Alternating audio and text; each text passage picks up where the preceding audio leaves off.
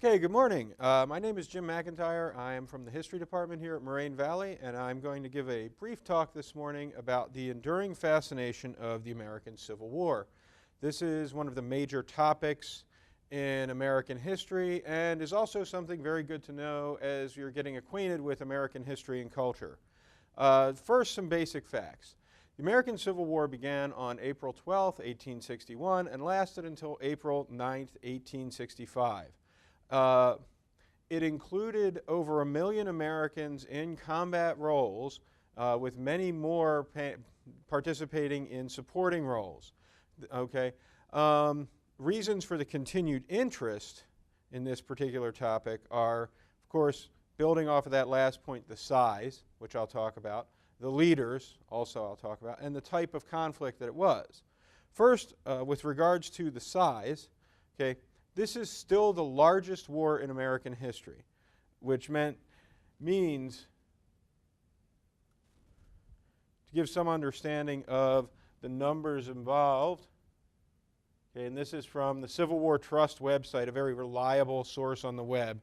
Over 600,000 Americans were casualties, which is 2% of the population of the United States at that time. And it also gives us some information in comparison with other conflicts the United States is engaged in. It is still the bloodiest single conflict in all of American history, and more Americans died in the American Civil War than have died in any other conflict in American history. An important part of that, an important caveat, is the idea that all the men on both sides are considered Americans. Both North and South are considered Americans. Also gives us some casualty figures on specific battles.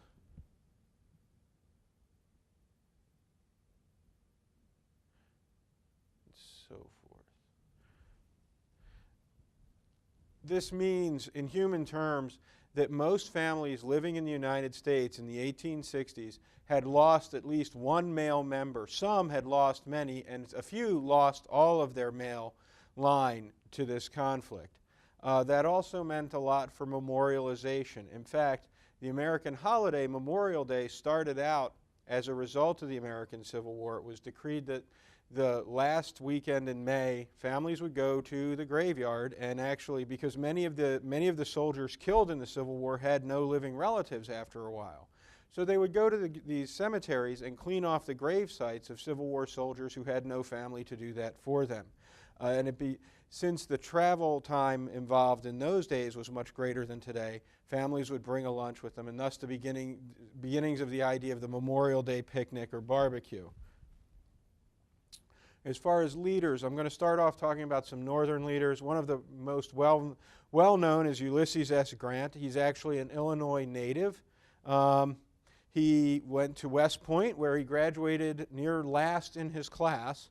Went on to serve in the Mexican-American War and was actually thrown out of the United States Army. When the American Civil War came, he was invited back in as a United States volunteer.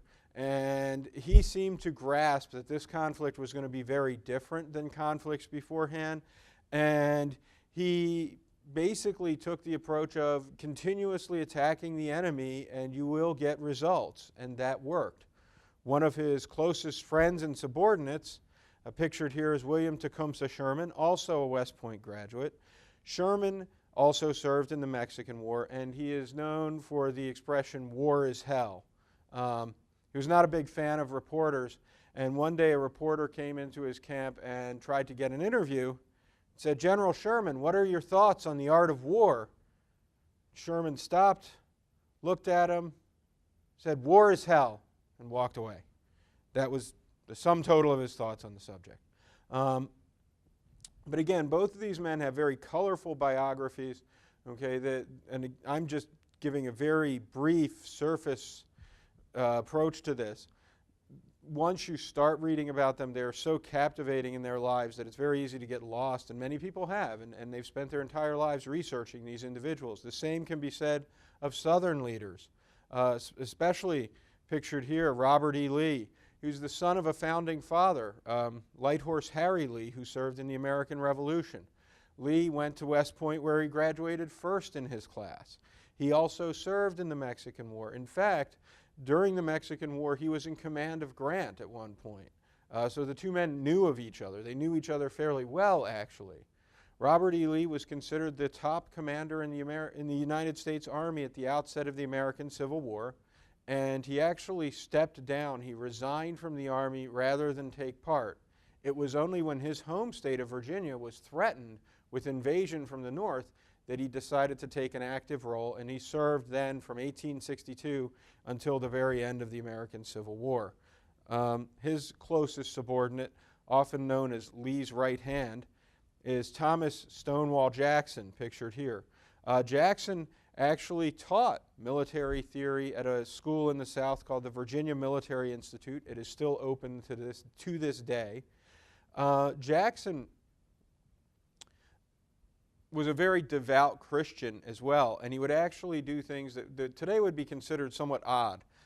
He would make sure that his men attended church services on Sunday, and he actually would not have them march on Sunday because it was the Sabbath, and it was considered sinful to do any work, including marching, even if there's a battle threatening and you really need to march, but it's considered sinful to march on the Sabbath.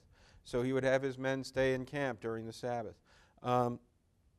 So again, very colorful personalities. And finally, the type of war that the Civil War brought up is a very different sort of conflict here. This is a civil war, which is an internal conflict over the political control of a state. And oftentimes in the United States, even to this day, we talk about the American Civil War pitting brother against brother. To a small extent, it actually did. The American Revolution probably did that to a larger extent, as many families were split at that time between the idea of independence or staying loyal to the British king.